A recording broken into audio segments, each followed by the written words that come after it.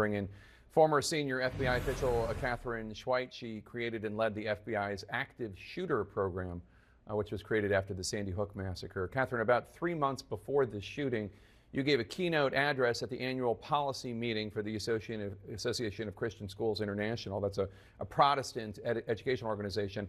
Abundant Life Christian School, where the shooting took place Monday, is accredited by that organization. Were any security measures intended to prevent school violence brought up at the meeting you attended? Yeah, I spent a couple of hours at that, providing that keynote and having intimate discussions with many school officials who are from around the country here, and they were here in Washington, D.C., and all of our discussions were based on security.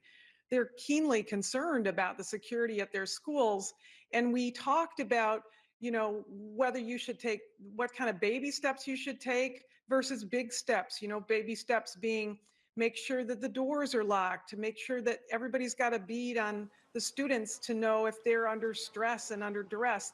And then big steps like, can your school afford bulletproof doors or shatterproof glass and other security systems, including magnetometers?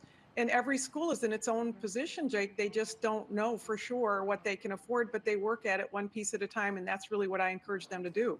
These school shootings obviously invoke a lot of fear and concern among parents. What do you say to parents who are scared about sending their kids to school? I get that question. I feel like every day, whether there's a shooting or not. And I say to them, schools are safer than homes when it comes to gun violence, by far.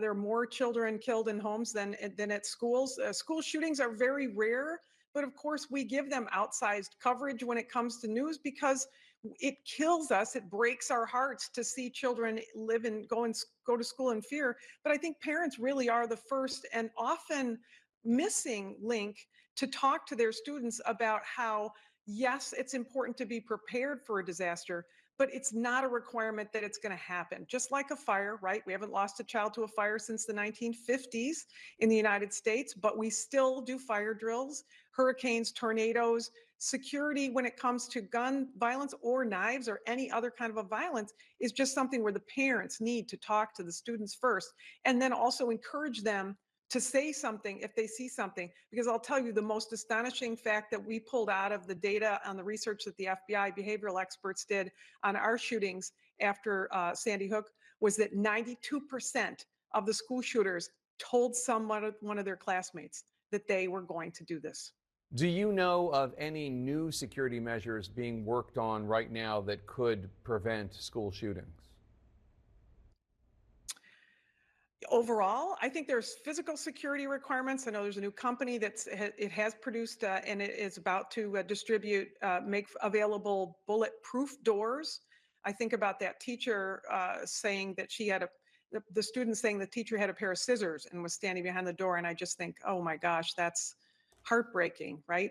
But there are also companies that are trying to provide the smoother access, particularly to badging in and badging out, to make sure that doors are locked as you go through the school, and that students have a chance to go through someplace that might detect a large metal object. All right, Katherine Schweit, thank you so much for your time and expertise.